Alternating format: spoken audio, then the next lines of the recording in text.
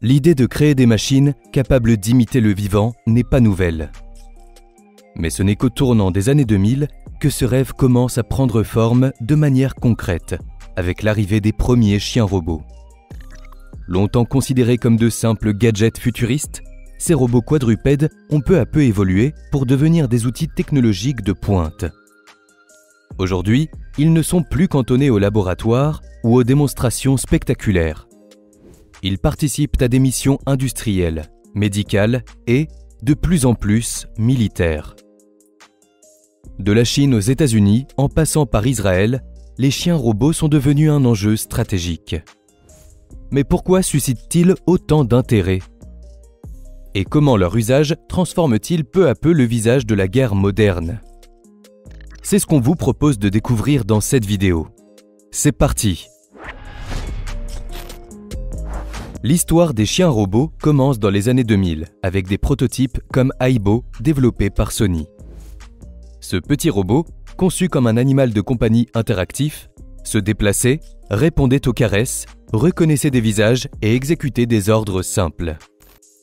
À l'époque, Aibo était perçu comme une prouesse technologique, mais avant tout comme un gadget.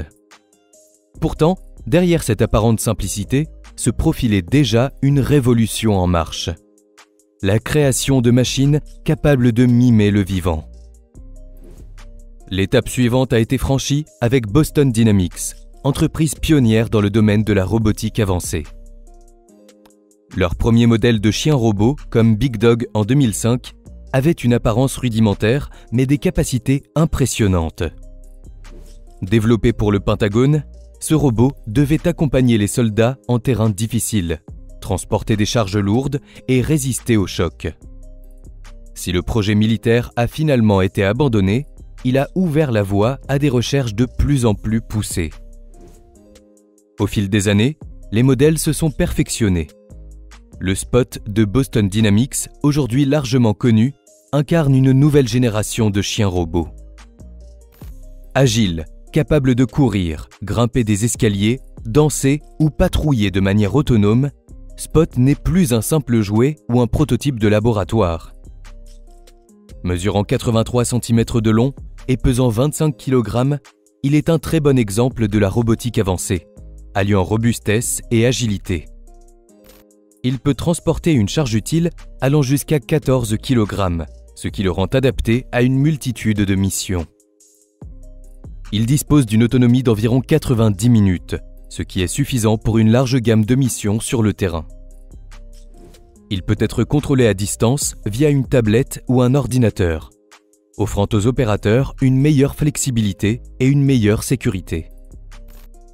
Il est également possible de programmer des tâches autonomes, permettant à Spot d'exécuter des missions sans supervision continue. Il est donc utilisé dans des industries, des centrales nucléaires, des chantiers, mais aussi par des forces de l'ordre et même lors de catastrophes naturelles, pour explorer des zones dangereuses sans risque pour les humains. Avec l'ajout de caméras 360 degrés, de capteurs LiDAR, de GPS et d'algorithmes d'intelligence artificielle, ces chiens robots deviennent de véritables assistants. Ils peuvent inspecter des pipelines, surveiller des entrepôts, créer des cartes 3D d'un espace ou encore détecter des anomalies en temps réel. Ainsi, dans le domaine médical, ils peuvent assister les personnes à mobilité réduite. Dans l'agriculture, surveiller les cultures ou les troupeaux. Et dans l'éducation, initier les enfants à la robotique. Cette polyvalence impressionnante soulève autant d'enthousiasme que d'inquiétude. En effet, la militarisation potentielle de ces robots commence à faire débat. Notamment parce que certains prototypes ont été testés avec des armes montées. De plus, leur utilisation dans la surveillance ou le maintien de l'ordre interroge sur le respect des libertés individuelles et la protection de la vie privée. On voit donc très vite que l'objectif dans la création de chiens robots est militaire. Ils sont donc conçus pour évoluer sur des terrains variés tels que la boue, les escaliers ou encore la neige. Ainsi, ils sont capables de se déplacer de manière autonome ou semi-autonome, même dans des environnements complexes où les véhicules classiques ou les drones aériens ne peuvent accéder. C'est grâce à leurs pattes qui leur apportent plus de polyvalence que les chenilles des drones tout-terrain. Leur principale utilité réside dans les missions de reconnaissance et de surveillance. Équipés de caméras, de capteurs thermiques ou de radars, ils peuvent explorer des zones hostiles avant l'arrivée des troupes, détecter des ennemis embusqués, repérer des explosifs ou cartographier un bâtiment, le tout en temps réel. De plus, leur capacité à transporter du matériel en fait des soutiens logistiques appréciables pour les soldats, allégeant leur charge physique lors des longues opérations sur le terrain. Certains modèles plus avancés ont également été testés avec des armes légères, transformant potentiellement ces chiens robots en unités de tir à distance. On peut aussi parler de leur utilisation dans le déminage ou dans les zones contaminées par des agents chimiques ou radiologiques, permettant de réduire les risques pour les soldats en envoyant le robot en éclaireur. Les grandes puissances comme l'Europe, la Chine ou la Russie investissent donc massivement dans ce type de technologie, conscientes que le champ de bataille du futur se jouera aussi sur le terrain de l'intelligence artificielle et de la robotique. Mais deux pays ont une longueur d'avance, Israël et les États-Unis. On peut par exemple parler de Vision 60. Il a été développé par l'entreprise américaine Ghost Robotics, en partenariat avec la société israélienne Robotican. Équipés de drones, leur objectif est de soutenir les opérations militaires. Il a également été présenté armé d'un fusil d'assaut sur le dos. Son objectif est de détecter toute intrusion humaine ou d'engin explosif dans une zone donnée sans mettre en danger le personnel allié. Ces robots sont essentiellement utilisés pour des missions de surveillance de bâtiments, tunnels et tout type d'espace ouvert. Cependant, ils ont plusieurs désavantages. Ils ont une durée d'autonomie de seulement 3 heures pour une distance maximale de 10 km. De plus, ils sont relativement lourds, avec leurs 51 kg, ce qui représente un frein considérable dans la réalisation de missions.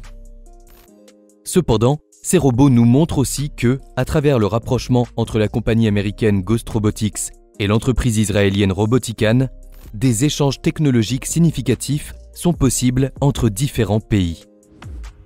Du côté américain, il faut savoir que l'armée américaine les intègre déjà dans ses opérations depuis 2020, principalement pour des missions de garde et de protection des bases militaires. D'ailleurs, de nombreux prototypes devraient voir le jour dans les années à venir. Par exemple, il y a le projet Iron Animal. Il voit le jour grâce à la collaboration entre la direction de la recherche et du développement de la défense. Son objectif est de créer des véhicules télécommandés par un écran et un joystick pour effectuer des missions de mise à nu du sol et de démolition de bâtiments sans mettre en danger les soldats.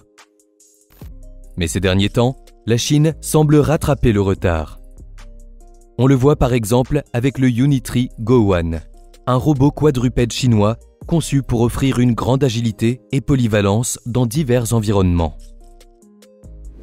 Pesant environ 12 kg, il est léger et facile à transporter, ce qui le rend idéal pour une utilisation dans des espaces restreints. Le Go-1 peut atteindre une vitesse impressionnante de 17 km/h, soit environ 4,7 mètres par seconde, et est équipé d'un système de super détection avec 5 caméras stéréo à angle large et profondeur. Il est également doté d'un système intelligent de suivi qui utilise une technologie de positionnement vectoriel sans fil brevetée, facilitant une interaction naturelle et sécurisée avec ses utilisateurs. Ces articulations flexibles et adaptatives, conçues pour être légères et silencieuses, offrent une grande durabilité et une longue durée de vie. Il peut donc être utilisé pour des missions de reconnaissance, de surveillance, de transport de charges légères et de détection d'obstacles. En plus de ses capacités de navigation avancées, le Go-1 est capable de se relever automatiquement après une chute, assurant ainsi une continuité opérationnelle, même dans des conditions difficiles.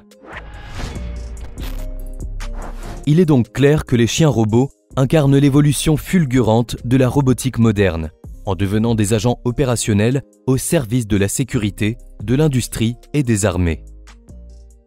Leur capacité à s'adapter aux environnements complexes, à soutenir les troupes, à effectuer des tâches de surveillance ou à détecter des menaces en font des outils incontournables dans les conflits contemporains. Toutefois, cette avancée technologique soulève aussi de nombreuses interrogations. Faut-il craindre une militarisation incontrôlée de ces machines ?